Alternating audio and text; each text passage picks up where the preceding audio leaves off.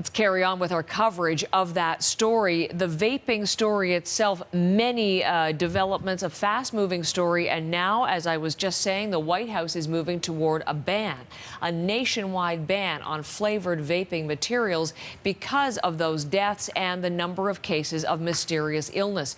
John Northcott is on that story for us and back with the latest details. John? Yeah, indeed, Heather. Some people are calling this a crisis. Just last week, you and I were having the conversation. 200 people had reported concerns and difficulty breathing and turning up in hospitals, with some 2 deaths being investigated. Now up to 450 who have reported these symptoms, and 6 deaths being investigated by American authorities. We talk about flavor, and this is, of course, anyone who has vaped or walked by anyone on the street who has walked through the cloud of vapor that they emit know that there are a variety of flavors.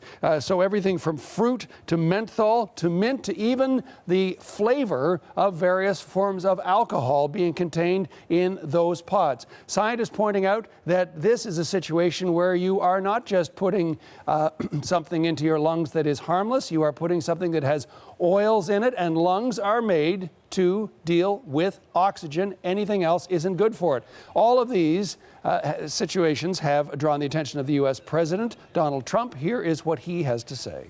People think vaping is wonderful, it's great. It's really not wonderful. That's one thing I think we can say definitely, Commissioner. It's not a wonderful thing. It's got big problems. We have to find out the extent of the problem. It's so new. It's so new. But we're going to find out. And I hope that parents that, they have children and the children are a certain age, I hope they're going to be able to make wise decisions.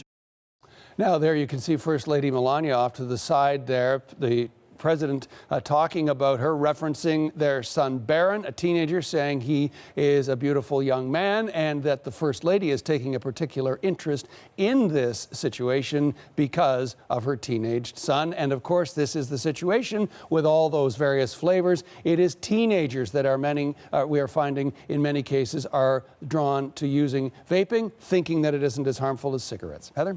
And we know the numbers show us, John, just how quickly the number of young people vaping in Canada are rising.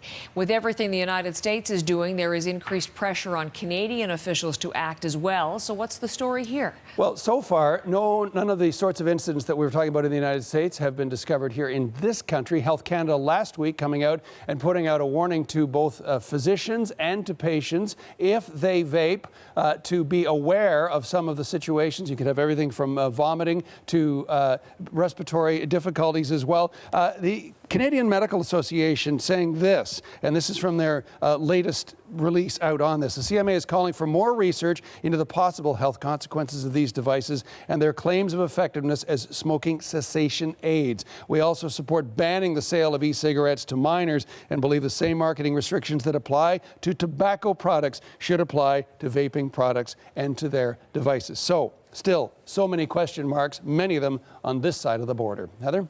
John, thank you very much. Okay.